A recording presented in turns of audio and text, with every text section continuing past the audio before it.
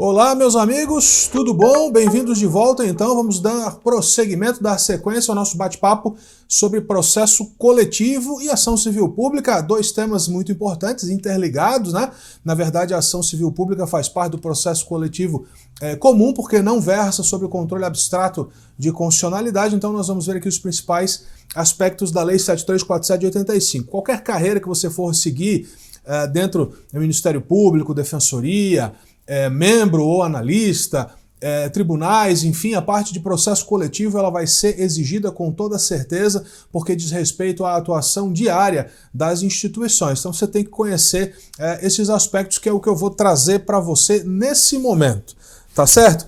Então, Lei da Ação Civil Pública, a Lei 7347 de 1985, processo coletivo, eu trago aqui, destaco já uma passagem do livro do professor Ricardo Barros Leonel, e ele elenca as seguintes leis que regem o processo coletivo brasileiro, e aqui no SERS nós vamos ver algumas.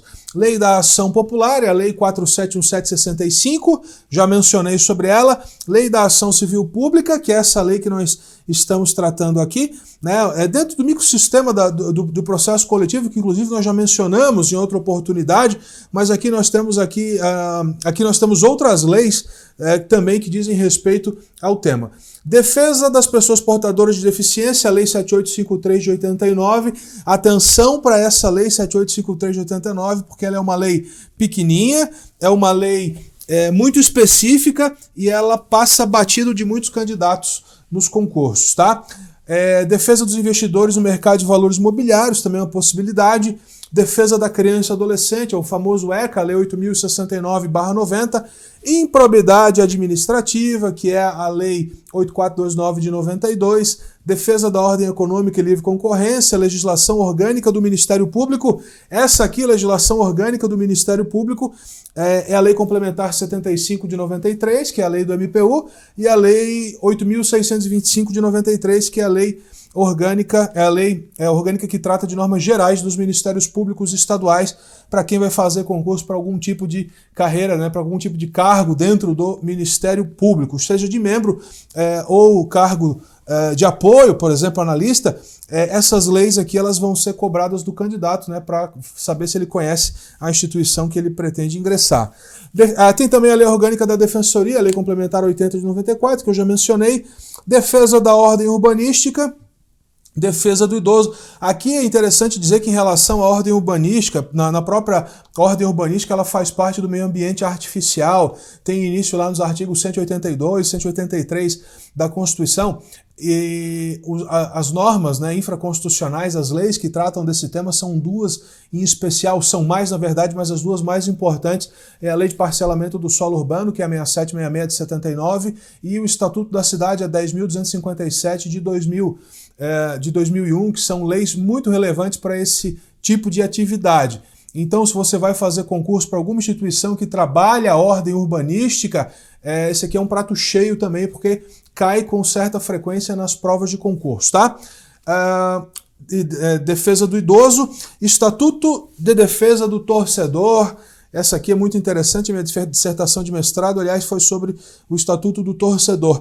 O Estatuto do Torcedor ele tem reflexos indifusos muito fortes e também trata de questões que dá para relacionar com o direito do consumidor. Fica ligado, ali tem alguns conceitos interessantes no Estatuto do Torcedor e também algumas responsabilidades diferenciadas em relação aos demais diplomas legislativos. Interação da legislação vigente, sistema integrado de tutela dos interesses meta-individuais, o processo coletivo e o Código de Processo Civil. Então essa aqui, na verdade, é a ideia do professor Ricardo Barros Leonel, e ele traz essas leis aqui que regem o processo coletivo. Algumas nós já mencionamos, outras eu trouxe aqui novamente a passagem do professor Ricardo Barros Leonel, porque nós vamos começar a ver agora a Ação Civil Pública, a Lei 7347 de 85. Lembrando o seguinte, olha só, falando em ação civil pública, a ação civil pública é um instrumento judicial, né, processual, uma ferramenta processual, e eu me arrisco a dizer que é a mais tradicional dentro do processo coletivo, é a mais utilizada, seja ação civil pública pura ou seja ação civil pública eventualmente aí misturada com algum outro diploma, como por exemplo a lei de improbidade. Hoje se fala, né, hoje na verdade já há algum tempo, se fala em ação civil pública por ato da improbidade administrativa. Mas a ação civil pública, como você vê aí na tela, Já vou colocar em tela cheia. A Constituição menciona uma vez a ação civil pública, também assim menciona uma vez o inquérito civil. E faz isso justamente nas funções institucionais do Ministério Público, lá no artigo 129, inciso 3. Então acompanhe comigo aqui na tela. No artigo 129, 3, função institucional. São funções institucionais do Ministério Público promover o inquérito civil e a ação civil pública. Então, a lei da ação civil pública, ela data de 1985, ela é anterior à Constituição. Agora, observem que, depois da Constituição de 88, várias outras leis surgiram no contexto do microsistema de tutela coletiva, e inclusive o Código de Defesa do Consumidor, essa lei tão festejada, eu sou muito fã do Código de Defesa do Consumidor, e o Código de Defesa do Consumidor acabou reformando e trazendo mais substância à lei da ação civil pública, tá? A lei da ação civil pública foi fruto de estudos e debates envolvendo professores e profissionais do direito que, a partir de meados da década de 70, sob influência da doutrina italiana e das class actions dos países de sistema jurídico common law, notaram a necessidade de desenvolver ferramentas processuais mais adequadas para a solução dos conflitos de interesses transindividuais. Esse aí eu tirei do livro do professor Kleber Masson e os outros autores, né, Andrade, da página 63. Tá? Então, a ideia da lei da ação civil pública foi baseada ali na questão das class actions nos países common law. Bom, o artigo 1º já começa nos dando alguns recados jurídicos muito interessantes para sua prova. Regem-se pelas disposições dessa lei sem prejuízo da ação popular. Então vale dizer o seguinte, a ação civil pública, ela é mais ampla do que a ação popular. Então regem-se sem prejuízo da ação popular as ações de responsabilidade por danos morais e patrimoniais causados. Aí nós temos 8 incisos, esses 8 incisos trazem 8 objetos jurídicos que são defendidos pela lei da ação civil pública. Aí você vai perguntar, mas Henrique, são só esses 8 mesmo? Na verdade não, porque se você observar ali na tela, o inciso 4, ele torna o rol exemplificativo, tá? Vamos lá. Ao meio ambiente, eu coloco aqui a Lei 6938 de 81, que é a Lei da Política Nacional do Meio Ambiente, e essa lei ela é muito interativa com a Lei da Ação Civil Pública, porque ela nos traz conceitos, por exemplo, do que é meio ambiente, do que é poluidor, do que é poluição. Então, quando a gente fala em meio ambiente, é claro que tem outras leis, né? Tem a Lei do SINUC, tem o Código Florestal, mas eu destaco aqui a Lei da Política Nacional do Meio Ambiente. Então, a lei da ação civil pública serve também para tutelar o meio ambiente. O consumidor, Lei 8.078 de 90, Código de Defesa do Consumidor, mas não é só. Né? Tem a questão da lei do CAD, o decreto que regula o SAC, regulamenta o SAC, né? O Serviço de Atendimento ao Consumidor, mas o Código de Defesa do Consumidor, então, ele é o mais tradicional nesse ponto. 3. Há bens e direitos de valor artístico, estético, histórico, turístico e paisagístico. Também podem ser tutelados via ação civil pública. O 4 eu vou pular e depois eu vou voltar para ele. 5. Por infração à ordem econômica, Lei 12.529 de 2011, Sistema de Defesa da Concorrência. 6. A ordem urbanística. E aqui eu voltei, né, aquela ideia da Lei 6766 de 79 e a Lei 10.257 de 2001, lá mencionadas pelo professor Ricardo Barros Leonel, quando ele trata das leis, das várias leis aí que compõem o processo coletivo brasileiro, tá? Para vocês verem a importância, onde é que ela está inserida no contexto da Lei 7347 de 85. Inciso 7, a honra à dignidade de grupos raciais, étnicos ou religiosos, e eu destaco a Lei 12.288 de 2010, que é o Estatuto da Igualdade Racial, e o inciso 8 ao patrimônio público e social. Patrimônio público é a Lei 8429 de 92 e a Lei Anticorrupção Empresarial, que é a Lei 12.846 de 2013. Essas duas leis são muito importantes para as provas de concurso e ali, na verdade, em todas essas aí dá para fazer pegadinha, tá? Então fica muito ligado em relação a isso. Agora vamos voltar lá para o inciso 4, tá? O inciso 4 diz o seguinte: a qualquer outro interesse difuso ou coletivo. E se vocês observarem o inciso 4, ele traz o mesmo recado da função institucional do Ministério Público e a outros interesses difusos e coletivos, né? Meio ambiente, patrimônio público e social e outros interesses difusos e coletivos, como diz no inciso 3 do artigo 129 da Constituição. É o mesmo recado que a Lei 7347 de 85, então, dá no inciso 4. Outro interesse difuso ou coletivo, então, torna essa lei residual, ou seja, na verdade, desculpa, é o inciso residual dessa lei.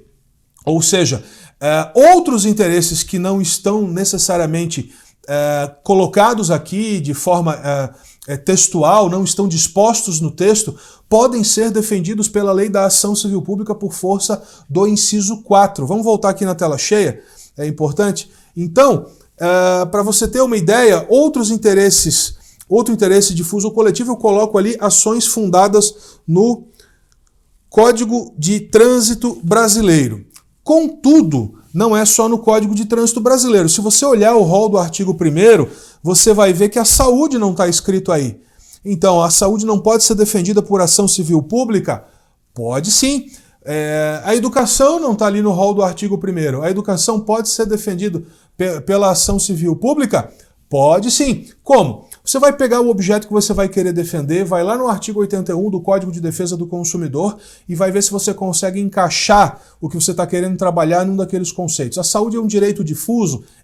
Se enquadra lá no artigo 81, parágrafo único, inciso 1 do Código de Defesa do Consumidor, no conceito lá trazido. Portanto, você pode tutelar a saúde, então, por via da ação civil pública. A educação, da mesma forma, também se enquadra naquele mesmo conceito trazido pelo parágrafo único, inciso 1 do artigo 81 do Código de Defesa do Consumidor. Você pode enquadrar, então, a educação ali no inciso 4 tranquilamente para defender esses bens jurídicos, né, na verdade, esses direitos fundamentais pela via da ação civil pública, tá certo? Então é assim que você tem que interpretar o artigo 1º. E aí começam, então, as disposições referentes à ação civil pública. Qual é o objetivo da ação civil pública? Ela busca uma tutela preventiva ou ressarcitória por força dos artigos 1º e 3º. Esse artigo 3º aqui eu quero que você guarde, esse artigo 3º, porque ele cai em prova de concurso. Esse artigo 3º ele trata da obrigação de fazer ou não fazer e da condenação em dinheiro, ou da condenação em dinheiro. E por essa razão, até houve uma certa discussão no passado sobre a possibilidade de acumulação ou não de pedidos, até que o Superior Tribunal de Justiça bateu o martelo admitindo a condenação em danos morais coletivos cumulada com outra obrigação, tá? Danos morais coletivos, já que nós estamos falando nisso, eu vou trazer para vocês um outro conceito, está aqui nesse slide seguinte, mas eu já vou voltar. É um conceito também que costuma cair em prova de concurso, caiu no concurso do MP de Goiás, hein? Então, artigo 3º, obrigação de fazer ou não fazer. Olha só, o STJ já reconheceu o cabimento da aplicação cumulativa da indenização por danos morais coletivos com a condenação ao cumprimento de obrigação de fazer ou não fazer no âmbito da ação civil pública, inclusive com fundamento no artigo 3º, é isso que nós estamos mencionando, da Lei 7347 de 85. A tutela da ação civil pública versa sobre direitos transindividuais e a expressão qualquer outro interesse difuso ou coletivo torna o rol exemplificativo. Então, com essas explicações iniciais, a gente sabe o que é a ação civil pública, para que ela serve, quais objetos tutela, e sabemos também que ela pode tutelar mais objetos jurídicos do que aqueles que estão textualmente previstos nos 7 incisos. São 8 incisos, mas o 4 ele abrange, né, então, o universo dos direitos difusos, coletivos, individuais, homogêneos. Torna o rol exemplificativo. Aquele inciso 4 é residual. É o inciso 4 que é residual, não é a lei que é residual. Então, até desfazendo a confusão que eu acabei mencionando anteriormente, tá? É o inciso 4 que torna ali residual.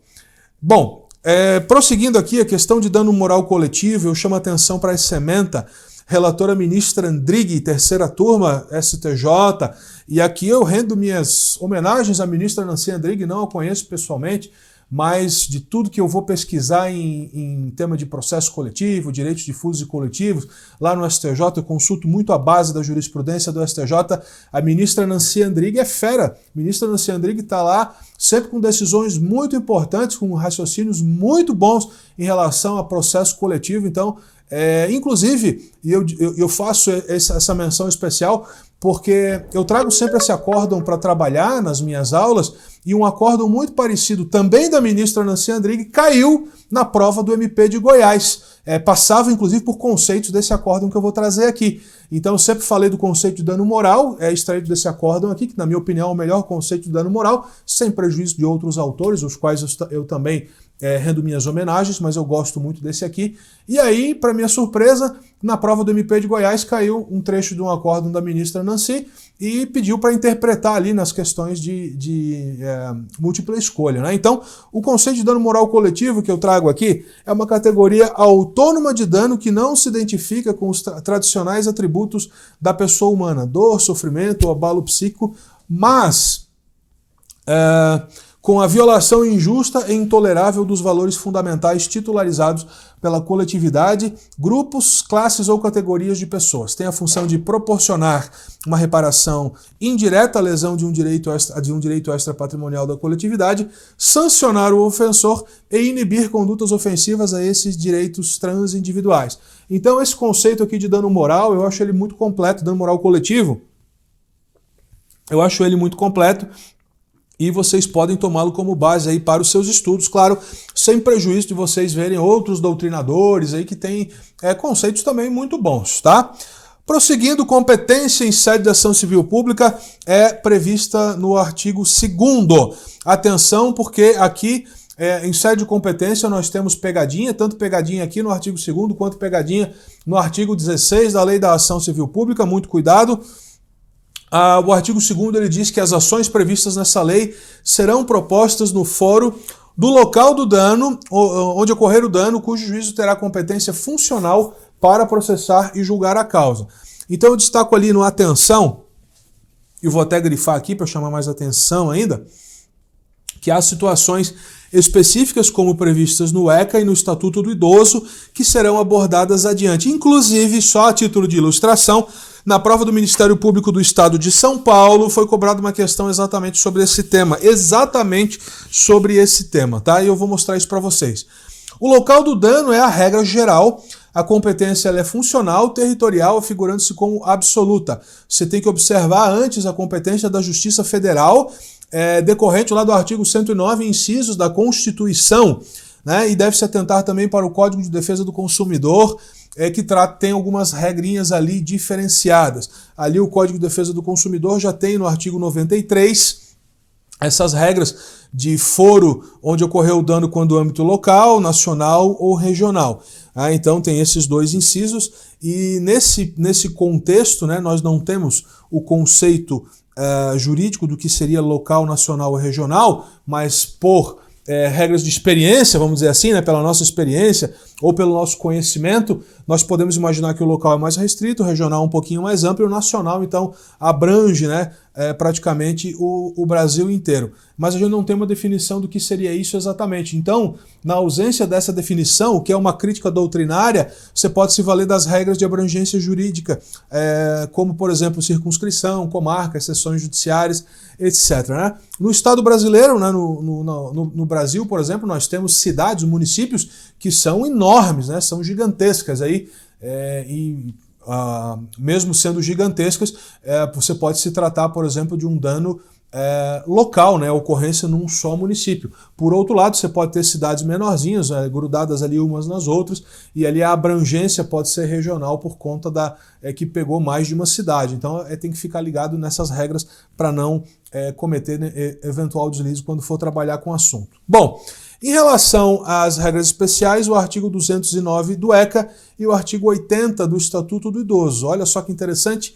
As ações previstas nesse capítulo serão propostas no foro do local onde ocorreu ou deva ocorrer a ação ou omissão, cujo juízo terá competência absoluta para processar a causa, ressalvadas a competência da Justiça Federal e a competência originária dos tribunais superiores. Essa aqui é a regra do ECA. E a regra do Estatuto do Idoso: as ações previstas nesse capítulo serão propostas no foro do domicílio do idoso,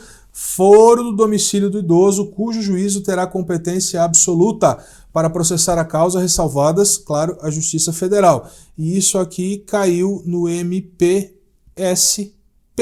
Ministério Público do Estado de São Paulo, caiu uma questão exatamente sobre esse tema, tá?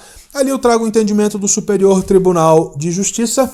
No mais, a competência da Vara da Infância e da Juventude é absoluta e justifica-se pelo relevante interesse social e pela importância do bem jurídico a ser tutelado, bem como por se tratar de questão afeta direitos individuais, difusos ou coletivos do infante, nos termos do artigo 148, inciso 4, 208, parágrafo 1º e 209 do ECA.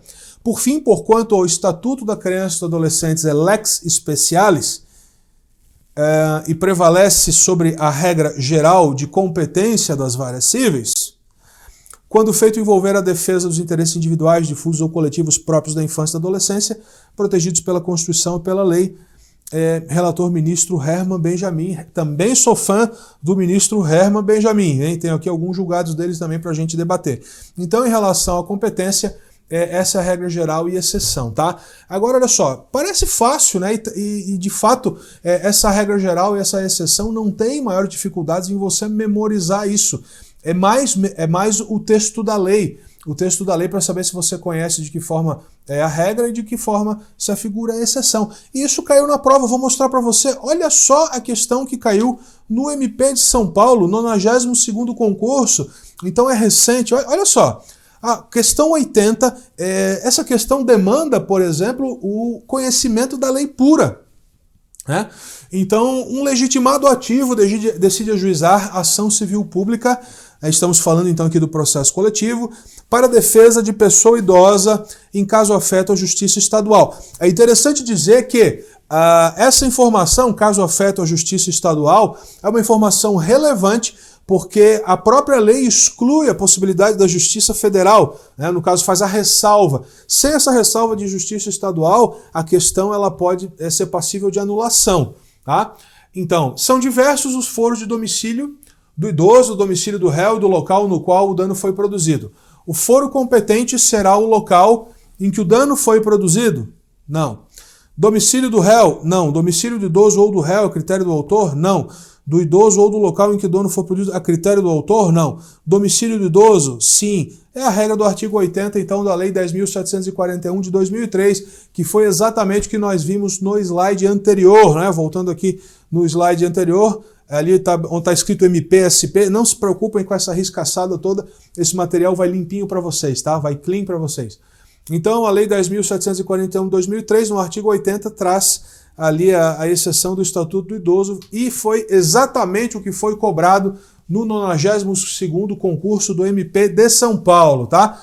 Muito provavelmente em vários outros concursos também esse tipo de questionamento apareceu e para quem estava ligado na regra geral e na exceção, né, não teve dificuldades em matar a questão. Não tem maiores complicações em relação a isso, tá? Só para vocês ficarem antenados como é que realmente esse tipo de coisa cai nas provas de concurso. Regra geral escancarada e exceção ali que ele pediu. Prosseguindo, artigo 3º, ação civil poderá ter por objeto a condenação em dinheiro ou o cumprimento da obrigação de fazer ou não fazer. Então, processual civil administrativo, já tem aqui o entendimento do Superior Tribunal de Justiça, agravo interno no recurso especial, ação civil pública, dano ambiental, cumulação de obrigação de fazer com o de pagar indenização, possibilidade. Então não há mais discussão acerca desse tema, mas continua caindo em prova. O presente recurso atrai incidência do enunciado administrativo.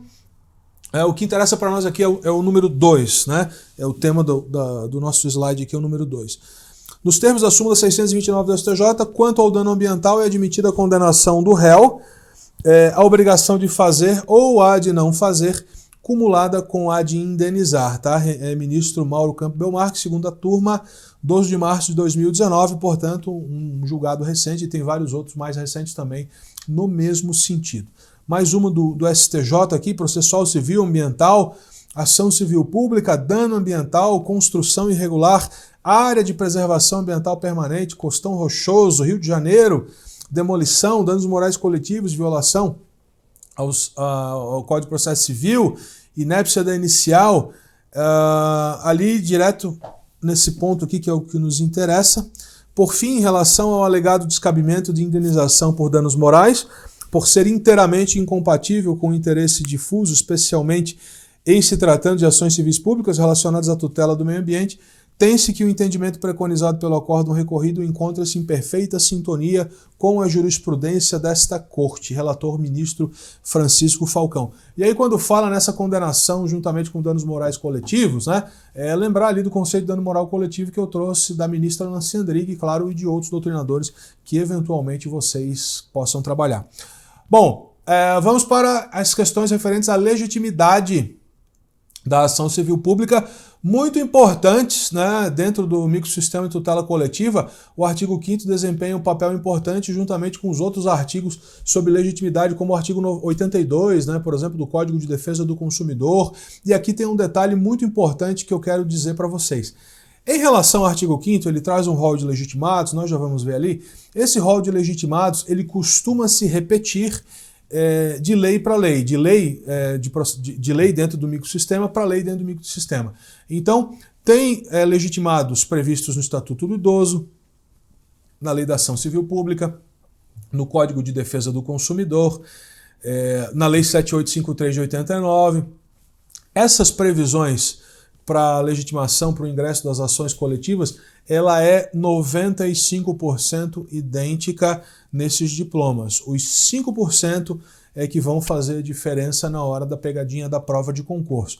Qual é a minha sugestão? A minha sugestão é que você faça uma tabelinha comparando legitimidade por legitimidade, diploma por diploma. Exemplo, no Estatuto do Idoso, a Ordem dos Advogados do Brasil é legitimada para a propositura de ações coletivas na defesa dos direitos do idoso. Em outros diplomas não é. Tá certo? Então, cuidado, 95% é igual, 5% é o que eu recomendo, então, que você dê especial atenção para isso.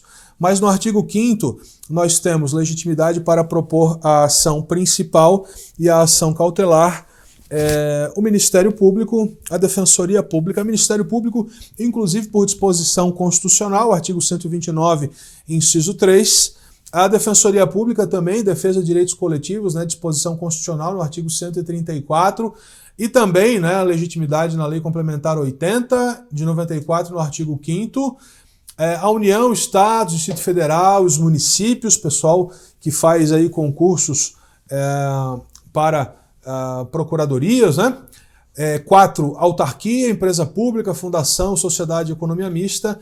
E o inciso 5, a associação que concomitantemente, aí no caso dos dois pontos, né, é porque tem requisitos para a associação poder propor ação civil pública. Que requisitos são esses? É o requisito temporal, que está em funcionamento há pelo menos um ano, constituída há pelo menos um ano, e a pertinência temática dessa associação com o objeto que ela está tutelando em juízo. Pertinência temática quer dizer o seguinte: uma associação de defesa do consumidor vai propor ação civil pública de defesa do consumidor. Uma associação de defesa ambiental vai propor uma ação civil pública para a defesa do meio ambiente. Então a pertinência temática ela é interessante. Atenção para esse rol de legitimados. Eu trago ali embaixo que a legitimidade é chamada de concorrente disjuntiva, vários são os legitimados, havendo previsão constitucional no artigo 129, parágrafo 1º. Então, o artigo 129, parágrafo 1º da Constituição, ele diz que as ações civis que o Ministério Público pode ajuizar decorrentes das suas funções institucionais não são exclusividade do MP, desde que, claro, isso haja previsão constitucional ou legal para outros também poderem ajuizar. A Ordem dos Advogados do Brasil vem sendo admitida como legitimada em casos pontuais pelo STJ, e o Estatuto do Idoso, no artigo 81.3, coloca o OAB no rol de legitimados para a propositura de ações cíveis fundadas em interesses difusos, coletivos, individuais, indisponíveis ou homogêneos. E ali no caso do inciso 5, a associação necessita de requisitos concomitantes, constituída há pelo menos um ano, e a pertinência temática das suas atividades com o direito que pretende tutelar.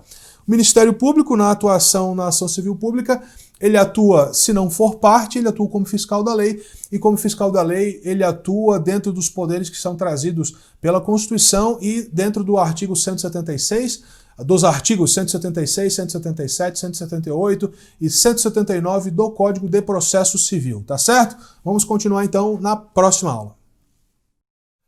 Olá, bem-vindos de volta, dando continuidade então à ação civil pública. Estávamos falando da legitimidade.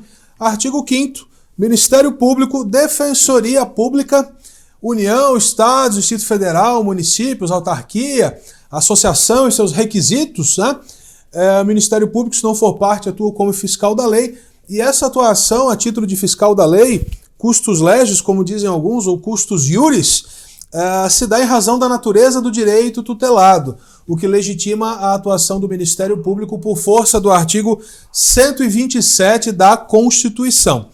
Prosseguindo, sobre a legitimidade, e aqui nós vamos ver agora essa legitimidade do ponto de vista de algumas instituições importantes. Sobre a legitimidade para a ação civil pública, artigo 129.3, então já mencionei, são funções institucionais do Ministério Público promover o inquérito civil e a ação civil pública para a proteção do patrimônio público e social, do meio ambiente e de outros interesses difusos e coletivos.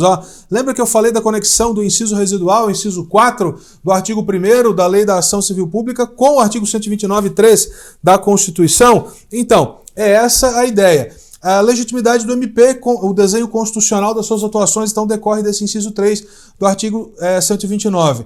Lei 8.625 de 93, quem vai fazer concurso para o MP, seja promotor, seja outro cargo, né, um cargo de apoio, cargo técnico, enfim, a Lei 8.625 de 93 pode ser cobrada no seu concurso, sim, provavelmente vai estar no seu edital, tanto do ponto de vista da organização da instituição, como da sua própria atuação. E esse artigo 25 aí, ele é muito importante, porque ele traz o desenho da atuação do Ministério Público dentro da própria instituição.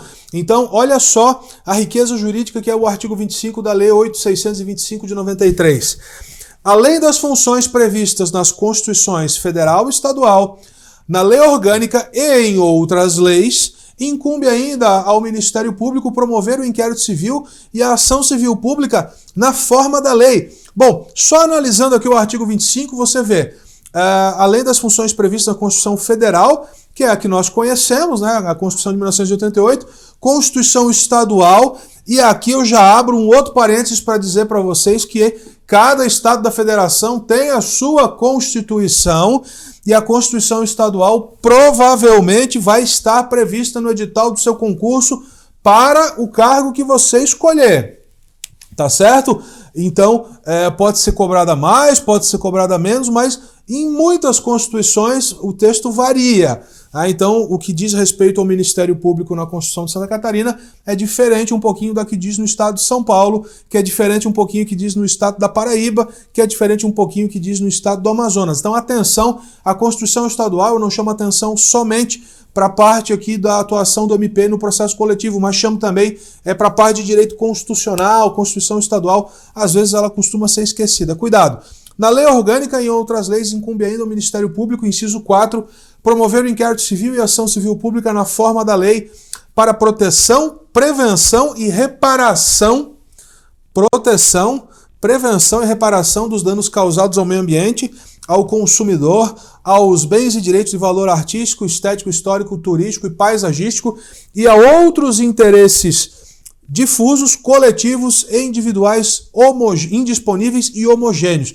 Aqui nessa linha A do inciso 4, eu quero chamar a atenção para um outro detalhe importante, porque você observa o seguinte, a Constituição fala em interesses difusos e coletivos e a lei fala em interesses difusos, coletivos, individuais, indisponíveis e homogêneos. Esses aqui aparecem na lei, não na Constituição. Então você vai ficar atento para eventual pegadinha. De acordo com a Constituição de 1988, o Ministério Público é função institucional promover o inquérito civil e ação civil pública para a proteção do patrimônio, blá, blá, blá, blá, e interesses individuais homogêneos. Bom, o Ministério Público defende interesses individuais homogêneos, mas não pela Constituição. Como a questão ela te amarra ao texto da Constituição, você tem que ficar ligado e essa questão ela estará errada, porque a assertiva ela amarra o candidato ao texto da Constituição e direitos individuais homogêneos não aparece na Constituição. Tá certo? Letra B, para anulação ou declaração de nulidade de atos lesivos ao patrimônio público ou à moralidade administrativa do Estado ou de município, de suas administrações indiretas ou fundacionais ou de entidades privadas que participem. Então, a legitimidade do Ministério Público dentro do processo coletivo, na promoção da ação civil pública,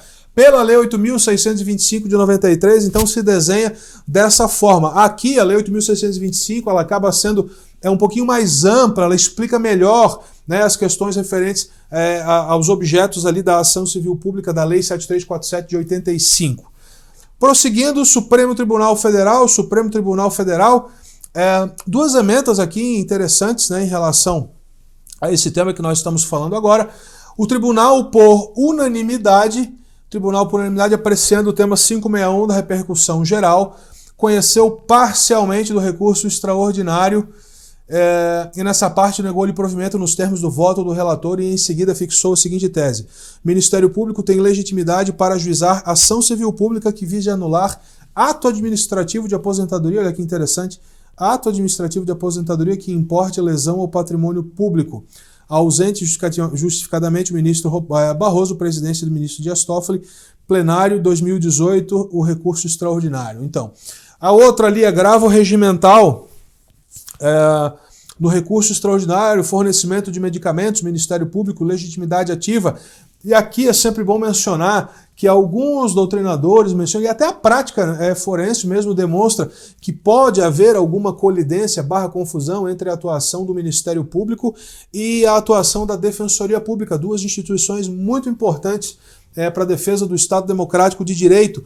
É claro, né, a gente sabe que na prática essa colidência ela pode haver porque a atuação da Defensoria e do Ministério Público em algumas oportunidades se dirigem, né, para as mesmas pessoas. Contudo, a jurisprudência ela vai se encaminhando então no sentido de tentar dizer que as instituições elas podem atuar desta forma, que isso não necessariamente significa uma colidência, tá? Então, por exemplo aqui, agravo regimental, então isso que a gente mencionou, relator ministro Eros Grau, um grande magistrado, um grande professor também, Constituição do Brasil, em seu artigo 127, confere expressamente ao MP poderes para agir em defesa de interesses sociais individuais indisponíveis, como no caso de garantir o fornecimento de medicamento a hipossuficiente. Não há que se falar em usurpação da competência da Defensoria Pública ou da advocacia privada.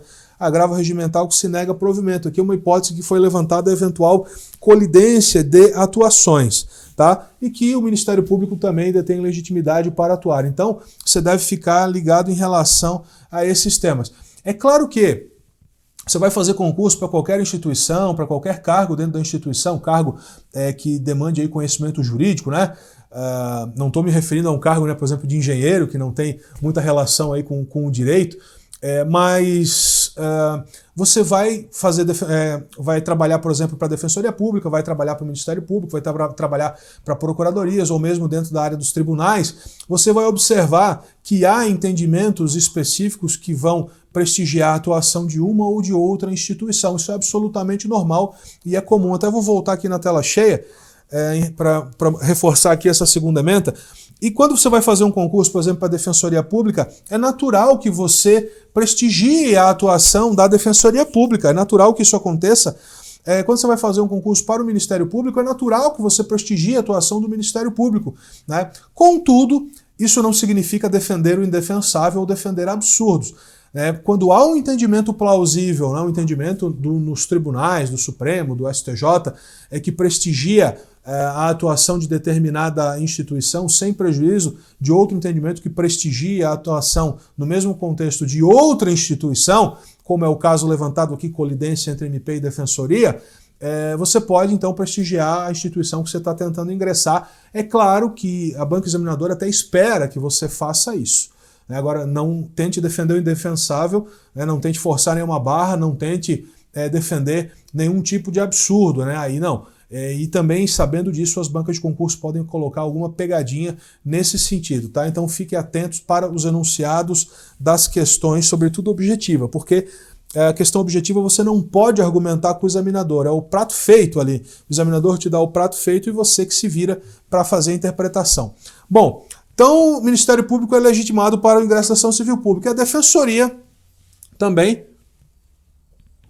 Constituição Federal, artigo 134, a Defensoria Pública é uma instituição fundamental para o Estado Democrático de Direito, prestigio muito a ação da Defensoria. É claro que dentro da atuação prática, né, da atuação forense na vida real, cada instituição acaba defendendo, buscando o mesmo objetivo, na verdade, que é a justiça, mas defendendo sob algum ponto de vista diferenciado.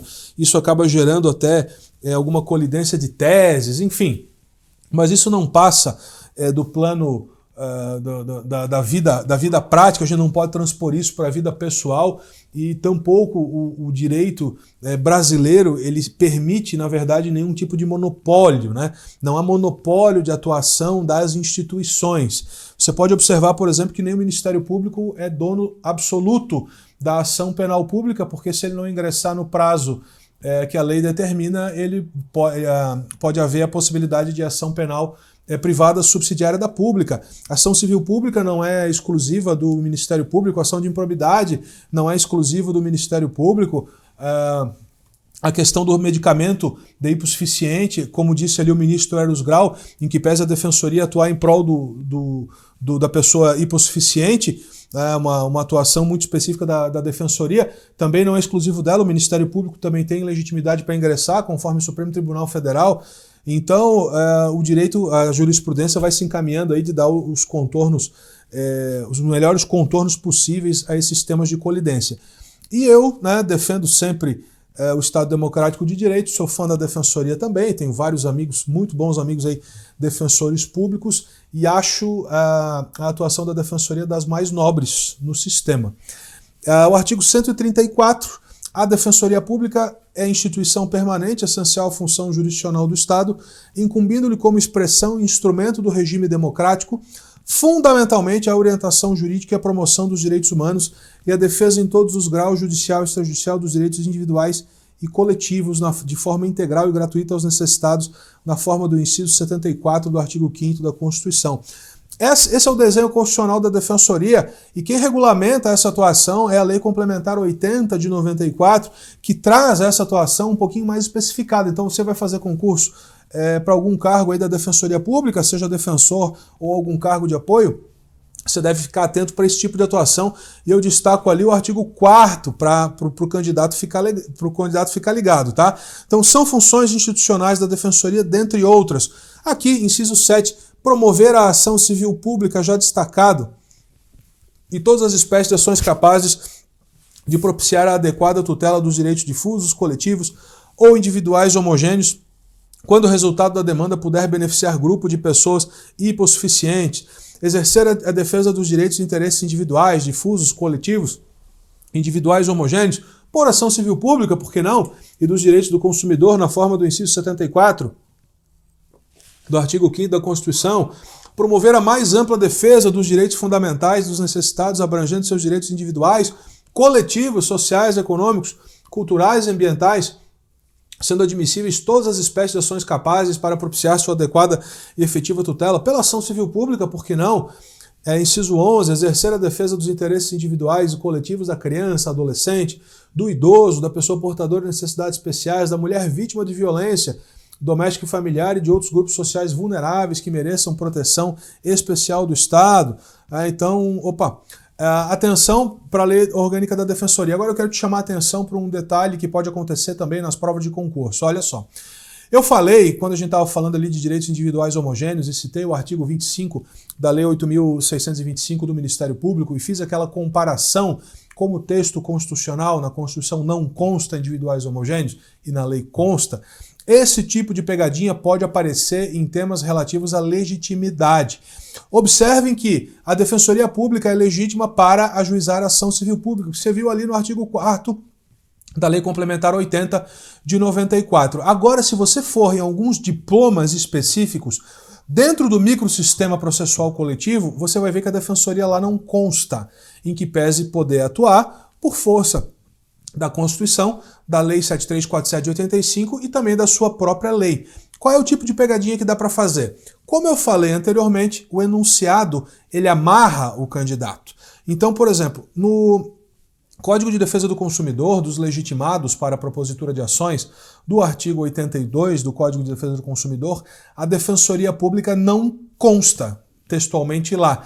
Pode atuar? Pode. A Lei da Ação Civil Pública e a Lei Complementar 80 dão esse poder à Defensoria, mas não consta expressamente no rol do artigo 82 do Código de Defesa do Consumidor. E aí a banca de concurso, sabendo disso, Pode te perguntar, por exemplo, de acordo com a Lei 8.078 de 90, são legitimados. Aí coloca lá a defensoria. Você vai lembrar, a defensoria atua na defesa do consumidor. Assinala, a questão está errada. Poxa, mas a defensoria não atua defendendo o consumidor? Atua sim. Só que a questão que é objetiva, ela te amarra ao texto do Código de Defesa do Consumidor e aquele texto ali não prevê textualmente, tá?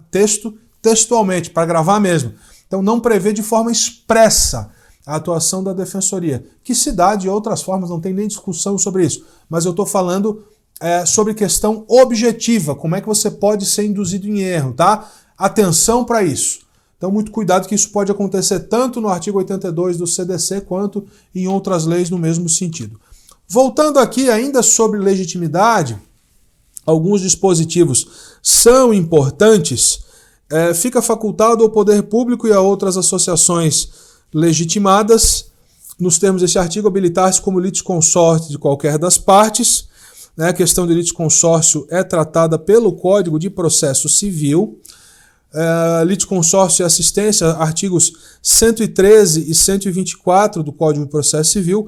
O professor Hugo Nigro Mazzilli, e aí eu trouxe o entendimento dele, entende pela possibilidade de litisconsórcio inicial e ulterior em ação civil pública. Ok? Na mesma esteira, a regra estipulada pelo parágrafo 2º do artigo 5º deve ser aplicada a quaisquer dos colegitimados. Está no livro dele, do professor Mazzilli, A Defesa dos Interesses Difusos em Juízo. Parágrafo 2º, né, ele repete então o texto da lei. Então o professor Mazzilli ele prossegue, sabemos que se um colegitimado ativo ingressar em ação civil pública ou coletiva, já ajuizada, e se aditar inicial para alterar ou ampliar o objeto do processo, pedido ou causa de pedir, teremos litisconsórcio ulterior. Entretanto, se ele ingressar no processo, mas não alterar esse objeto, será assistente litisconsorcial. E o CPC 124, artigo 124, considera-se litisconsorte da parte principal, o assistente sempre que a sentença influir na relação jurídica entre ele e o adversário do assistido. Então eu chamo a atenção especial para o tema litisconsórcio, que é um tema sempre pedido também em prova de concurso, e tem uma outra disposição específica em relação ao Ministério Público envolvendo o litisconsórcio, tá? Olha só, parágrafo 3º, ainda falando do artigo 5º, esse parágrafo 3º, ele diz respeito às questões referentes ali ao princípio da obrigatoriedade de processo coletivo, que é um princípio que ele hoje encontra uma certa flexibilização, e ele encontra uma certa flexibilização por conta da possibilidade do Ministério Público fazer juízo de valor por conta da sua independência funcional, juízo de conveniência. Em caso de desistência infundada ou abandono da ação por associação legitimada, o Ministério Público ou outro legitimado assumirá a titularidade ativa. Quem lê esse artigo, esse parágrafo 3º, dá a entender que é imperativo, é uma obrigação, vai ter que assumir de qualquer jeito, mas não é bem assim. O Ministério Público, por exemplo, ele tem a sua independência funcional assegurada pelo artigo 127, primeiro parágrafo da Constituição. Então ele faz um juízo de conveniência para saber se ingressa ou não na ação no caso de existência infundada ou abandono da ação. Agora, olha só as interpretações que podem decorrer disso. Uma associação desistiu infundadamente dentro das normas processuais, o abandonou. Aí o Ministério Público vai olhar aquela ação, ele vai, poxa, mas essa desistência aqui, apesar de ter sido contra as normas processuais, essa ação é uma ação temerária, ela não tem prova, ela está fadada ao fracasso, beira a litigância de má-fé, por exemplo, né? O Ministério Público não é obrigado a ingressar em aventura judicial, ele pode não entrar na ação civil pública, então, e até se justificar por conta disso. Então é essa interpretação que você tem que fazer hoje em relação a esse parágrafo 3º.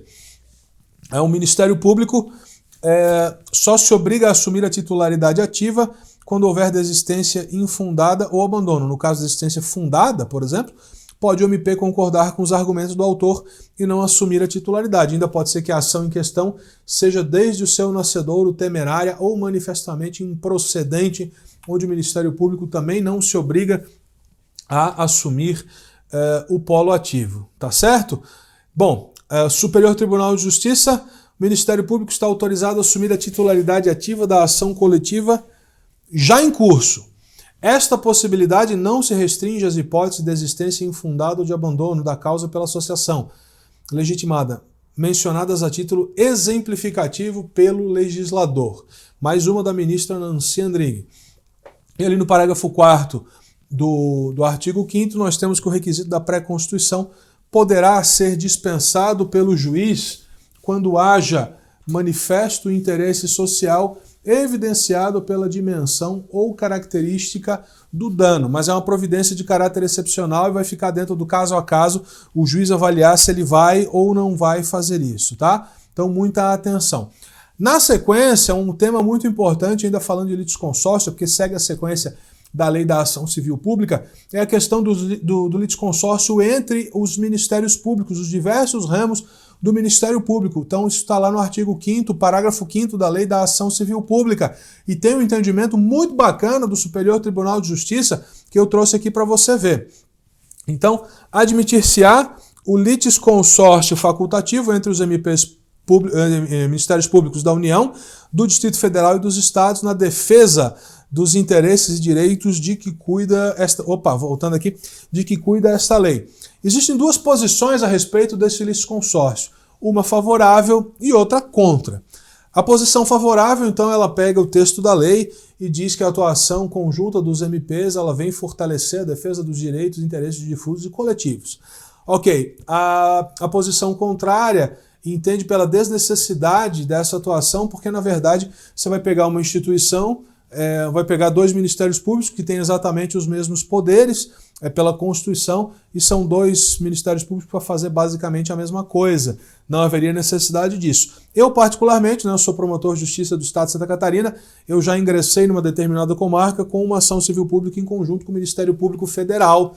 Tá? Isso aconteceu, a reclamação aconteceu na minha promotoria, na promotoria que eu atuava, e até por força das peculiaridades ali, era uma cidade pequenininha, ali uma questão envolvendo telefonia e a Anatel, enfim, eu acabei ali instaurando o inquérito civil, conduzi ali a investigação, e aí quando a Anatel aparece no polo passivo, liguei para o colega MP federal, expliquei a situação, a gente fez a ação em conjunto, até foi uma ação exitosa, foi muito bacana. Então eu também sou filiado ali à corrente tranquila ali, da corrente da atuação dos MPs de forma conjunta, é a corrente que prevalece hoje, tá? Parágrafo 6º trata de um tema interessante que nós vamos ver mais para frente, sobre a atuação extrajudicial do Ministério Público e também das formas extrajudiciais de resolução de conflitos, que é o termo de ajustamento de conduta. Esse termo de ajustamento de conduta ele aparece preliminarmente na Lei da Ação Civil Pública e ele é regulamentado pela Resolução 179 de 2017 do Conselho Nacional do Ministério Público.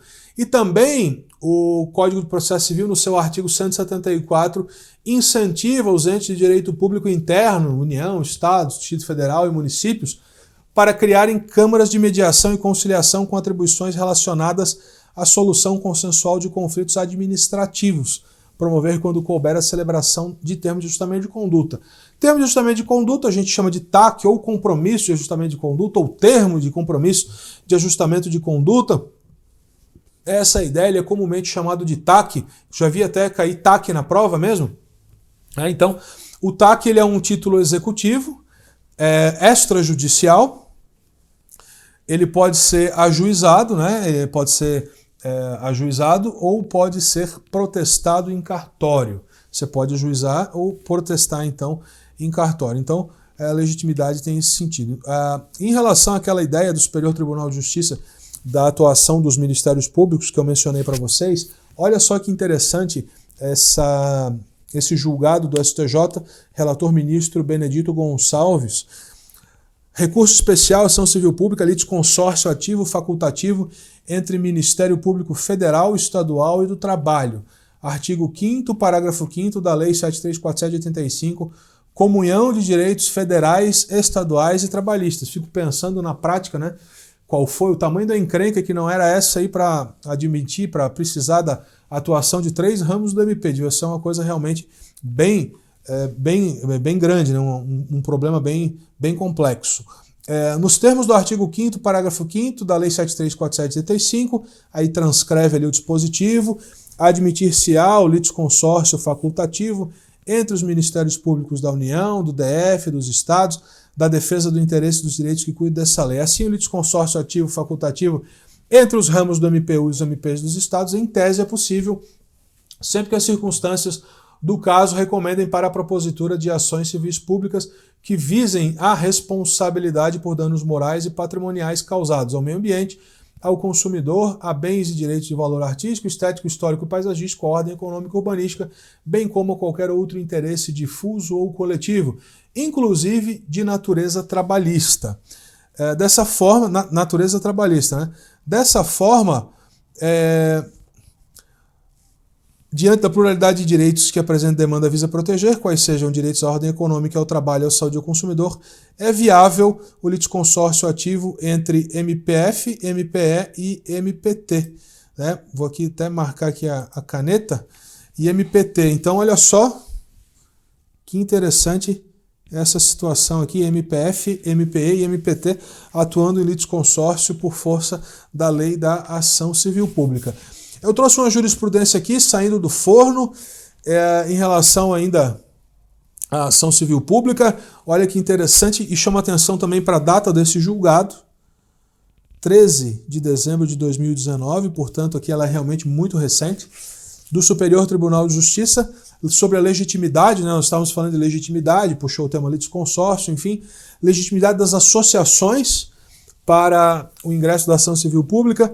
Jurisprudência do Superior Tribunal de Justiça no sentido de que as associações de classe atuam como representantes processuais, sendo obrigatória a autorização individual ou assemblear dos associados, conforme julgado no recurso extraordinário 573232.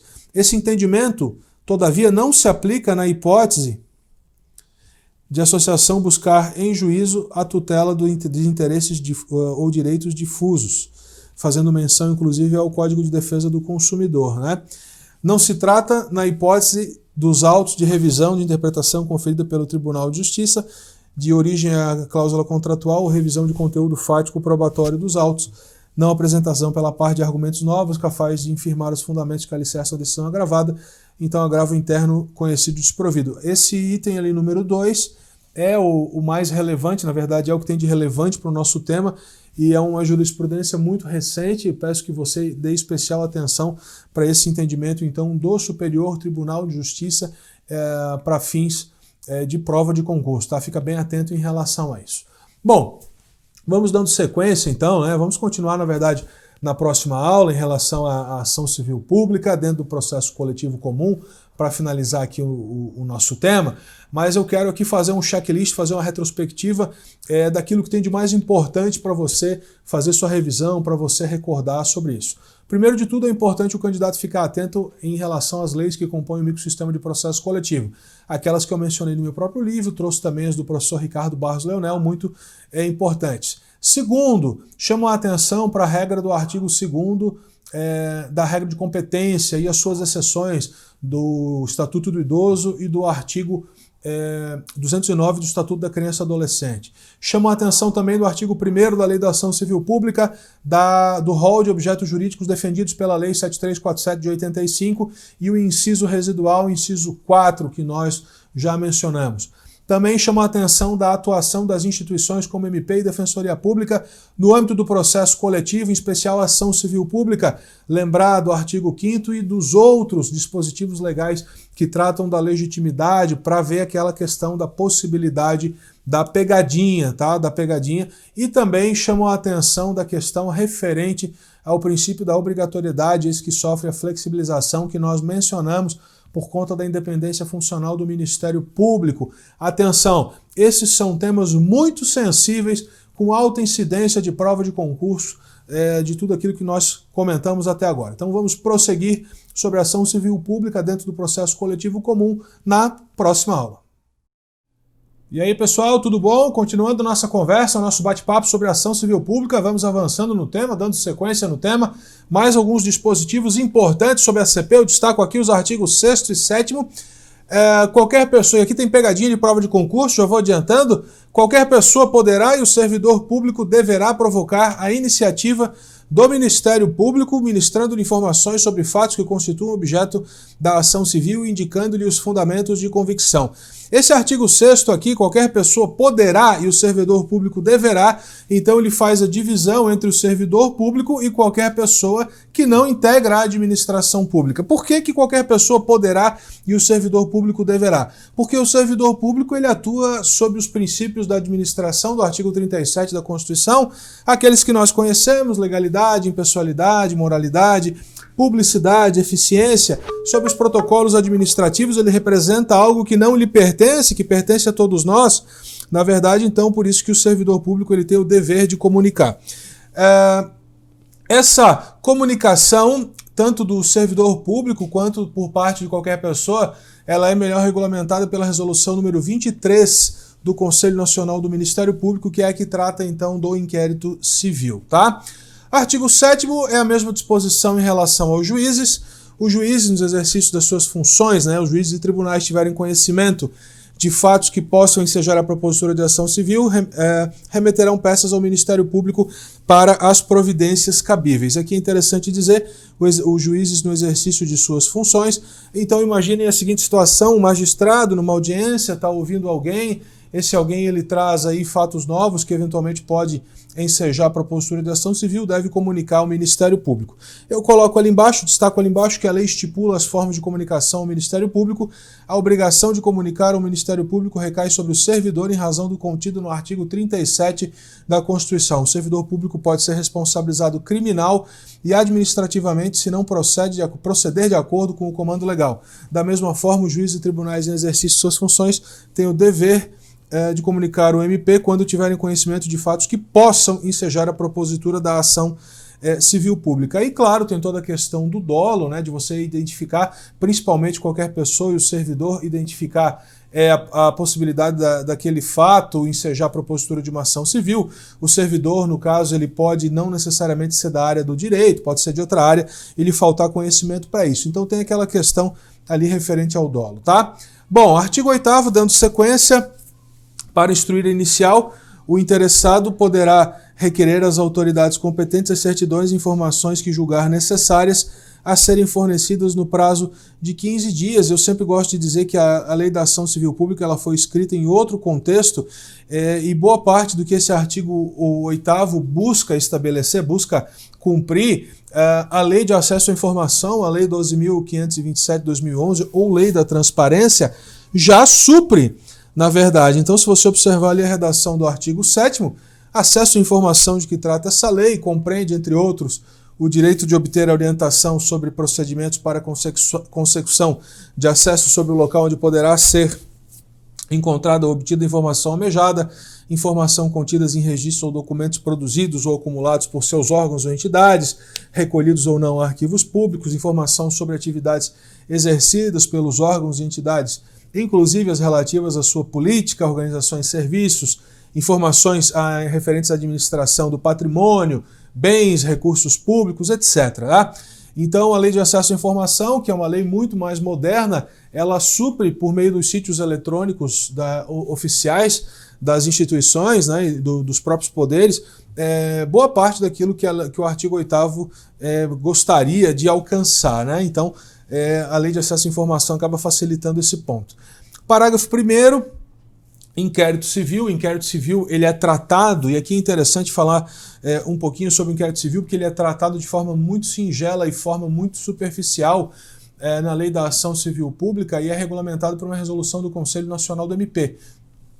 Então, se você for fazer concurso para MP, seja o cargo que for, você deve ficar atento um pouquinho em relação ao inquérito civil e também a lei complementar estadual que trata da atuação da sua instituição diretamente sobre a condução, instauração e conclusão do inquérito civil. No mesmo sentido, essa mesma ideia vale também para questões referentes à defensoria pública e também vale para outras carreiras como tribunais, procuradorias e etc. Tá? Então, isso até para dizer o seguinte, apesar de ser uma resolução do Conselho Nacional do Ministério Público, resolução 23, por exemplo, esse tema ele pode ser explorado também do ponto de vista de outras carreiras. E é muito comum que isso aconteça. Em 2016, num concurso para juiz do Tribunal de Justiça do Estado do Rio de Janeiro, a banca examinadora fez uma questão sobre inquérito civil e que a resposta não estava na lei da ação civil pública. Então, uma questão no concurso para juiz, cobrando um conhecimento de uma legislação, de uma norma interna do Conselho Nacional do MP. Então, conhecer o andamento do inquérito civil, por exemplo, é importante para todos os cargos aí que trabalham nas áreas jurídicas, tá? Todos mesmo. Prosseguindo, inquérito civil exclusividade do Ministério Público, nenhuma outra instituição pode instaurá-lo, conduzi-lo ou arquivá-lo, e o parágrafo 2º trata da questão referente ao sigilo, lembrando que o inquérito civil é público de regra e sigiloso em exceção. As exceções elas são tratadas pontualmente na Resolução 23 de 2007 do CNMP e nós vamos ver quando formos tratar da atuação extrajudicial do Ministério Público. Se o órgão do MP, esgotadas as diligências, se convencer da inexistência de fundamento para a propositura da ação civil, promoverá o arquivamento dos autos do inquérito civil ou peças informativas, fazendo fundamentadamente. Então, esse arquivamento ele vai ser encaminhado ao Conselho Superior do Ministério Público no prazo de 3 dias, sob pena de falta grave. Então, até que em sessão do Conselho Superior do MP seja homologada ou rejeitada a promoção de arquivamento, poderão as associações legitimadas apresentar razões escritas ou documentos que serão juntados aos autos do inquérito ou anexados às peças de informação. Aqui tem um detalhe, Conselho Superior do Ministério Público diz respeito ao Ministério Público dos Estados. Se você for fazer esse paralelo para o Ministério Público Federal, por exemplo, vai estudar para algum cargo dentro do MPF, você vai tratar das câmaras de coordenação e revisão, então é outra terminologia, um outro órgão que faz um papel semelhante, então muito cuidado com isso. E outro ponto que eu sempre digo para quem estuda para prova de concurso, vai ter que enfrentar necessariamente a temática do inquérito civil, você deve ter cuidado porque ao fazer a comparação entre a Lei da Ação Civil Pública, que é a que nós estamos vendo, e a Resolução 23 do Conselho Nacional do MP, porque elas tratam do mesmo tema, porém a resolução, ela regulamenta, ela é mais ampla, ela abre ali os espectros legislativos, então, e trata de forma muito mais aprofundada. E dessa razão traz alguns aspectos diferentes da lei. Então, resolução e lei tratam do mesmo tema. A resolução ela amplia o alcance da lei. Então, muito cuidado quando você for estudar o tema e comparar um com o outro, tá? A promoção de arquivamento será submetida à deliberação do Conselho Superior. O Conselho Superior do MP é um órgão da administração superior e também um órgão de execução. E deixando o Conselho Superior de homologar a promoção de arquivamento, designará desde logo outro órgão do Ministério Público para o ajuizamento da ação. Muito cuidado com esse parágrafo 4º por causa da independência funcional do artigo 127, parágrafo 1º da Constituição. Esse tema eu vou abordar um pouquinho melhor quando nós formos falar da atuação extrajudicial do Ministério Público e eu for tratar do inquérito civil, tá? Em termos de ajustamento de conduta. Prosseguindo, esse crime aqui é um crime famoso, é um crime que está numa lei eminentemente processual civil, o crime do artigo 10. Ele é famoso porque ele é muito trabalhado no âmbito do Ministério Público, porque é uma forma de dar força às requisições da instituição. O Ministério Público ele requisita, né, informações e se a parte descumprir tem que ter um instrumento coercitivo para poder fazer valer, senão seria estéril. Então esse crime do artigo 10 constitui crime punido com pena de reclusão de 1 a 3 anos e multa de 10 a 1.000 obrigações do Tesouro Nacional, a recusa, retardamento ou a omissão, recusa, retardamento ou omissão, recusar é negar, retardar é atrasar e omitir, então não prestar de forma deliberada, de dados técnicos indispensáveis à propositura da ação civil quando requisitados pelo Ministério Público. Então é uma previsão criminal que objetiva dar força às requisições do MP. Crime doloso, deve haver prova inequívoca de que o destinatário recebeu a requisição, recusar é negar, retardar é atrasar, omitir é não prestar os dados de forma deliberada, proposital. E há ainda a possibilidade, se isso acontecer reiteradas vezes, e o destinatário for um agente público, da imputação de ato de improbidade administrativa por descumprimento da requisição do Ministério Público, sobretudo aqueles elencados lá no artigo 11, caput da Lei 8429 de 92, ok? E aqui na sequência uma jurisprudência do Superior Tribunal de justiça sobre, né, dando entendimento sobre esse crime. Esse crime aqui é muito importante e ele cai com relativa incidência em prova de concurso, tá?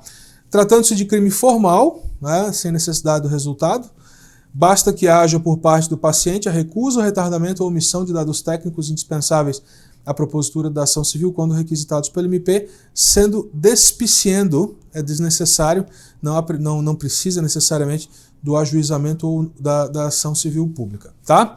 Então, crime do artigo 10. Artigo 11, prestação da tutela jurisdicional.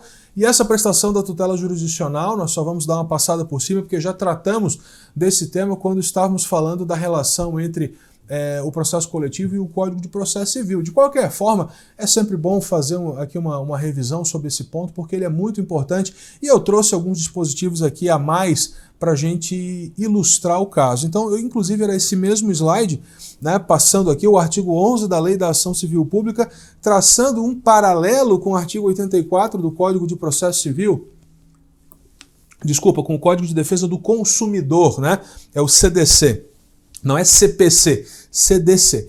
Então, o artigo 11 da Lei da Ação Civil Pública fazendo um paralelo aqui com o artigo 84 do CDC.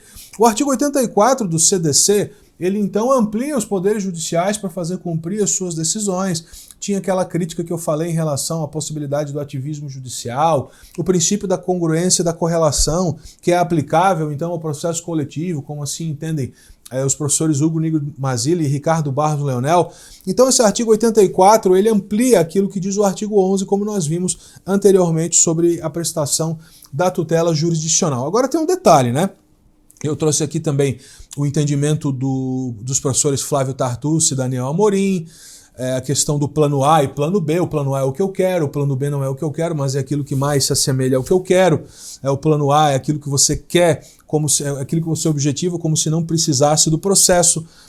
Os professores mencionando, inclusive ali no final, o artigo 84 não cria um novo procedimento no sistema judicial, apenas prevê algumas técnicas procedimentais para a efetiva tutela do titular do direito que tenha como objeto obrigações de fazer ou não fazer. São, entretanto, regras de extrema relevância que merecem análise mais aprofundada. Então, é aquela explicação que eu dei basicamente quando a gente tratou desse tema sobre a correlação entre o processo civil e o processo coletivo. Agora tem um detalhe, eu quero ilustrar esse tema de forma melhor, de forma mais ampla, mais objetiva, porque eu também mencionei que esses dispositivos relacionados à prestação da tutela jurisdicional, aqueles que estão no artigo 84 do Código de Defesa do Consumidor, que de fato é o mais utilizado, esses dispositivos eles encontram eco, eles são espelhados em outras legislações que também fazem parte do microsistema processual coletivo, como por exemplo o Estatuto do Idoso. Olha aqui na tela, o artigo 83 do Estatuto do Idoso, ele repete basicamente aquilo que diz o artigo 84 do Código de Defesa do Consumidor, também ampliando as possibilidades da prestação da tutela jurisdicional previstas no artigo 11 da Lei 7347 de 85. Então, se você for ver aqui o Estatuto do Idoso, a redação dele é muito, né? A redação aí é praticamente igual à do artigo 84 do Código de Defesa do Consumidor. Só que tem um detalhe, ele foi colocado no Estatuto do Idoso, faz parte do microsistema de tutela coletiva, então eu posso dizer também que esse artigo 83 poderia ser utilizado em outras legislações, é justamente esse o espírito do Estatuto do Idoso, mas só para vocês perceberem que o tema ele é espelhado não só aqui no Estatuto do Idoso, mas também no Estatuto da Criança e Adolescente, que eu trago no slide seguinte. Então, o artigo 83, na ação que tenha por objeto o cumprimento da obrigação de fazer ou não fazer, o juiz concederá a tutela específica da obrigação ou determinará providências que assegurem um resultado prático equivalente ao adimplemento. Sendo relevante o fundamento da demanda e justificado o receio da ineficácia do provimento final, é lícito ao juiz conceder a tutela liminarmente ou após justificação prévia na forma do 273 do Código de Processo Civil. Até voltando aqui, no artigo 84, na ação que tenha por objeto o cumprimento da obrigação de fazer ou não fazer, tutela específica ou obrigação da obrigação ou determinará providências que assegurem o resultado prático equivalente ao adimplemento, né? Então, é quase a mesma coisa prevista aqui no Estatuto do Idoso. A ideia é justamente a mesma. Então, o Estatuto do Idoso ali, ele prossegue, né, falando da questão da tutela antecipatória. Essa tutela antecipatória ela tem que ser lida em conjunto com os artigos 294 e seguintes. Tem a questão das multas, e a ideia que traz o Código de Defesa do Consumidor, eu digo a ideia, porque a redação não é exatamente a mesma, né? Quase igual, mas não é igual, traz a mesma ideia. Também é repetida e espelhada no Estatuto da Criança e Adolescente, no artigo 213. Na ação que tenha por objeto o cumprimento da obrigação de fazer ou não fazer, o juiz concederá a tutela específica da obrigação ou determinará providências que assegurem um resultado prático equivalente ao adimplemento, né? Sendo relevante o fundamento da demanda e justificado o receio da ineficácia e provimento final, é lícito ao juiz conceder a tutela liminarmente ou após justificação prévia citando o réu. Todos esses dispositivos fazem parte do microsistema processual coletivo, e o que você tem que ficar ligado em relação a isso para fins de prova de concurso é a forma com que o examinador vai te perguntar isso na hora da prova.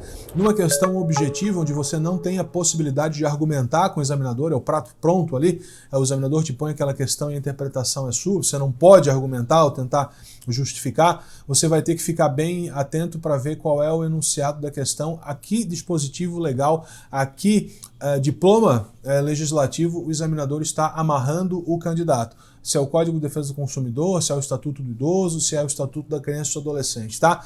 Aí a razão, então, de você necessitar conhecer os três diplomas que são muito semelhantes, porém não são iguais. Tem a mesma ideia, por óbvio, né? Artigo 13, o famoso, né, fundo de reaparelhamento de bens lesados ou de recomposição, né? Havendo condenação em dinheiro, a indenização por danos causados reverterá um fundo gerido por um conselho federal ou por conselhos estaduais, de que participarão necessariamente o Ministério Público e representante da comunidade, sendo seus recursos destinados à reconstituição dos bens lesados. No âmbito dos MPs estaduais, esses fundos são regulamentados por leis estaduais e são chamados fundo de reaparelhamento ou recomposição de bens lesados. Atualmente, em dias de hoje, o dinheiro desse fundo, por exemplo, ele pode ser destinado a ações de combate à pandemia do Covid-19, tá? Também é uma ideia, e claro, né, ligado a um direito difuso, que é a saúde, uma causa absolutamente nobre, que é a saúde e a vida das pessoas, e também o bem-estar social. Esse artigo 13, então, tem essa finalidade desse fundo. Ele é regulamentado por lei estadual, e aqui fica a dica, se você for fazer concurso, né, que objetiva, por exemplo, qualquer cargo dentro do Ministério Público, promotor, órgão de apoio, enfim, você vai conhecer isso, provavelmente vai estar pedido no seu edital a lei que trata do fundo específico, tá? Então, muita atenção para isso, porque cada estado pode tratar um pouquinho de forma diferente. O juiz poderá conferir efeito suspensivo aos recursos para evitar dano irreparável à parte. Aqui cabem algumas ponderações, eu já coloco cuidado com o ECA. O microsistema processual coletivo, ele traz algumas diferenciações, como nós já mencionamos, e você vai sentir isso principalmente em questões objetivas, onde você não tem a possibilidade de discutir, entre aspas, né, no bom sentido, com o examinador. Então, muito cuidado com o teor dos textos, do texto legal. Tá? Então, o juiz poderá conferir efeito suspensivo aos recursos para evitar dano irreparável à parte. Os recursos nas ações civis públicas são os do Código de Processo Civil, pelo princípio da integratividade, né? A lei da ação civil pública não é uma lei completa, precisa do CPC para se completar e de outras leis também, como o CDC, por exemplo, com algumas particularidades. Cuidado com o Estatuto da Criança e Adolescente, que traz alguns dispositivos específicos nesse ponto.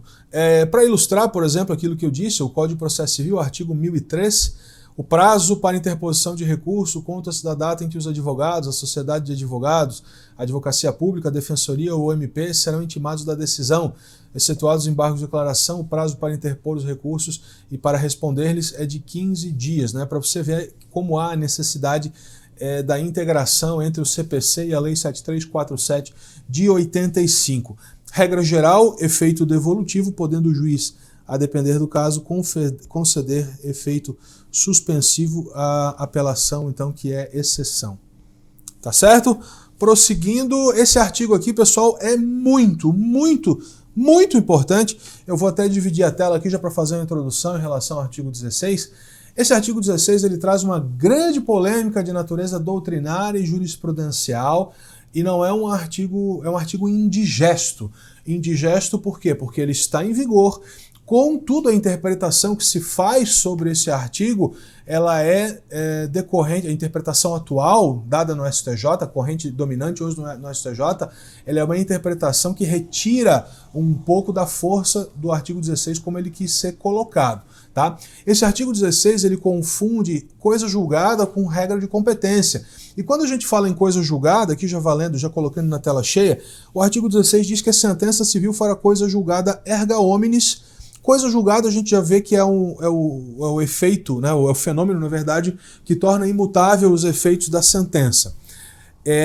Faz coisa julgada erga omnes nos limites da competência territorial do órgão prolator, exceto se o pedido for julgado improcedente por insuficiência de provas, hipótese em que qualquer legitimado poderá intentar outra ação com idêntico fundamento, valendo-se de nova prova. Olha só, a sentença civil fará coisa julgada erga omnes, nos limites da competência territorial. Não tem nenhum sentido nisso, porque a expressão erga omnes, ela significa ser oponível contra todos. Ela tem que ter um efeito geral e restrito, erga omnes. Vamos pegar uma situação que tem ali um efeito erga omnes, né? Um divórcio, por exemplo, você imagina, você se divorcia na cidade de São Paulo e de repente, por conta do efeito territorial, segundo o artigo 16 ali, dando um exemplo só para fazer uma ilustração, você seria divorciado só em São Paulo, lá na Paraíba você continuaria casado? Teria algum sentido isso? Não teria nenhum sentido, né? Então, erga omnes é algo que é oponível contra todos. E quando a lei, no artigo 16, ela diz que a coisa julgada é erga omnes, mas é limitada, ela acaba se contradizendo. Limitada competência territorial faz uma confusão entre regras de competência e o alcance da coisa julgada. Então, isso inclusive vai na contramão da defesa, da máxima defesa aí dos direitos e interesses difusos e coletivos. Na verdade, isso acaba enfraquecendo e muito a defesa dos interesses difusos e coletivos se você limitar territorialmente algo que deveria ser erga omnes. Imagina um direito difuso, por exemplo, do consumidor. O juiz ele reconhece uma publicidade abusiva na cidade de Cascavel, no Paraná, e de repente ela passa, se fosse ser aplicado aqui o artigo 16, ela seria abusiva em Cascavel, mas no Rio de Janeiro não seria abusiva, em Manaus não seria abusiva, em Florianópolis não seria abusiva por conta da limitação que o artigo 16 impôs. E é justamente isso, essa crítica doutrinária e jurisprudencial que se faz e ao interpretar o artigo 16. O grande problema desse artigo 16 é que, apesar de a jurisprudência ter se encarregado de estabelecer os seus limites de interpretação, ele continua em vigor, tá? Continua em vigor e isso pode cair numa prova e como você sabe, o examinador na prova objetiva ele te amarra ao enunciado da questão. Então, muito cuidado quando for resolver alguma questão que enfrente o tema alcance da coisa julgada, efeito erga omnes, tá? Mas vamos ver como é que o STJ trata isso. Coisa julgada torna os efeitos da sentença imutáveis, ok. Sem prejuízo, claro, de outras definições de coisa julgada. Os efeitos de eficácia da sentença não... a ministra Nancy Andrighi, lembra que eu falei que eu era fã da ministra Nancy Andrighi e também do ministro Herman Benjamin? Né? Claro, sempre prestigiando aqui e também respeitando todos os demais magistrados que compõem o STJ, mas é que esses dois, por exemplo, têm muito mais relação com a matéria aí que eu trabalho. Né? Então, o ministro Nancy Andrighi aqui lançando mais uma importante decisão. Os efeitos de eficácia da sentença não estão circunscritos a lindes geográficos, olha só que interessante, mas aos limites objetivos e subjetivos do que foi decidido, possuindo a sentença, portanto, validade em todo o território nacional. Esse aqui hoje é o posicionamento mais forte no Superior Tribunal de Justiça. Até por questões de ampla defesa e contraditório, eu já digo para vocês o seguinte, ampla defesa e contraditório do ponto de vista da própria redação do artigo 16. Se você for entrar no site do STJ hoje, você vai encontrar decisões nos dois sentidos, prestigiando o artigo 16 como ele é e também fazendo essa outra interpretação em relação ao alcance dele, como eu estou mostrando para vocês. Essa segunda interpretação, que eu estou mostrando para vocês, é a corrente dominante hoje no Superior Tribunal de Justiça, tá? Mas você vai entrar no site do STJ, você vai encontrar decisões nesses dois sentidos. Então, a segunda ali do ministro Moura Ribeiro, terceira turma, processo civil, agravo interno, recurso especial, recurso manejado sob a égide do novo CPC, na verdade não é mais novo, né? Cumprimento de sentença, ação civil pública, pretensão de sobrestamento do feito, recurso especial representativo da controvérsia, limite territorial da sentença, limitação indevida, aqui ó, limitação indevida, ação civil pública, limitação indevida à eficácia da coisa julgada que não se restringe ao território do órgão judicante, né? Abrangência dos direitos coletivos em sentido amplo, indistintamente. Essa decisão aqui também é muito importante do ponto de vista da ilustração do tema. Mesmo porque o Código de Defesa do Consumidor, no CDC, ele trata do alcance também da coisa julgada, contudo, sem a limitação trazida pelo artigo 16. Olha só, nas ações coletivas de que trata este código, a sentença fará coisa julgada erga omnes, e aqui não tem a restrição territorial, no caso de direitos difusos, por exemplo, né? Exceto se o pedido for julgado improcedente por insuficiência de provas, hipótese em que qualquer legitimado poderá intentar outra ação com idêntico fundamento, valendo-se de nova prova, na hipótese do inciso 1 do artigo 81, que é o inciso difusos. Outra parte, aí, claro, dependendo, por conta da questão referente a direitos coletivos, porque daí tem aquela possibilidade de determinação, né, determinabilidade, está no inciso 2 do artigo 81 do CDC, e também erga omnes no caso, no caso de procedência do pedido, nos casos de direitos individuais homogêneos. Observem também que não há limitação trazida pelo artigo 16 da Lei da Ação Civil Pública. Então, muito cuidado, porque mesmo decorrente desse artigo, o STJ tem uma interpretação em relação ao artigo 16, como você já viu, e eu vou mostrar para vocês agora outras duas muito importantes que vocês devem levar em consideração para fins desse tema. Então, a inclinação atual do STJ, ministro Napoleão Nunes Maia Filho, 2019, tudo decisão recente, o entendimento prevalente nas turmas de direito público do STJ para as ações civis que não veiculem direitos difusos, coletivos ou individuais homogêneos, privilegia a redação do artigo 16 da Lei 7347 de 85. Opa, Henrique, para tudo. Então aqui essa decisão está dizendo que o artigo 16 ele pode ser utilizado na sua redação? Pode sim, pessoal, pode sim. E é aí que tem que tomar cuidado na interpretação do STJ. Se você observar ali na tela, você vai utilizar o artigo 16, a limitação da coisa julgada, como ela está ali, nas ações que não veiculem direitos difusos, coletivos ou individuais homogêneos. Mas então, Henrique, o que sobra? Se direitos difusos, coletivos, individuais homogêneos, né? Não pode ter, então, a interpretação é aquela mais ampliativa, o que sobra? Sobra, por exemplo, os direitos individuais indisponíveis, né? São indisponíveis, porém eles são individuais. Esses aí podem ser tratados por força do artigo 16, consoante aqui a interpretação do Superior Tribunal de Justiça. É o que sobra, na verdade, né? Direitos coletivos ou individuais homogêneos, nós ainda temos os direitos individuais indisponíveis, né? Você pode entrar eventualmente com uma ação civil pública, né? Atuação do Ministério Público. E aí a interpretação que se dá é aquela de acordo com o artigo 16 da Lei 7347. É por exclusão, né? Mas os que não veiculem, os que veicularem direitos difusos, coletivos ou individuais homogêneos, não se aplica então a regra do artigo 16. Olha só, para ficar bem claro aqui na jurisprudência de baixo. A restrição territorial prevista no artigo 16 da Lei da Ação Civil Pública não opera efeitos no que diz respeito às ações coletivas que visam proteger interesses difusos ou coletivos stricto sensu, como no presente caso. Nessas hipóteses, a extensão dos efeitos a toda a categoria decorre naturalmente da eficácia da sentença prolatada, vez que, por ser a legitimação do tipo ordinária, tanto o autor quanto o réu estão sujeitos à autoridade da coisa julgada. Então, muita atenção em relação a essa questão do artigo 16 e a interpretação do Superior Tribunal de Justiça, tá? Para terminar, a Lei da Ação Civil Pública, artigo 18, e aqui do artigo 18 eu vou chamar a atenção para mais uma possibilidade de pegadinha, decorrente da ação civil originária 1560 do ministro Ricardo Lewandowski. Não haverá adiantamento de custas, emolumentos, honorários periciais e quaisquer outras despesas nem condenação da associação autora, salvo comprovada má-fé em honorários de advogado, custas e despesas. Aqui tinha uma tese do Superior Tribunal de Justiça que diz que não é possível exigir do MP o adiantamento de honorários periciais em ações civis públicas, ficando a cargo da Fazenda Pública. Essas decisões você vai achar de forma bem farta no Superior Tribunal de Justiça.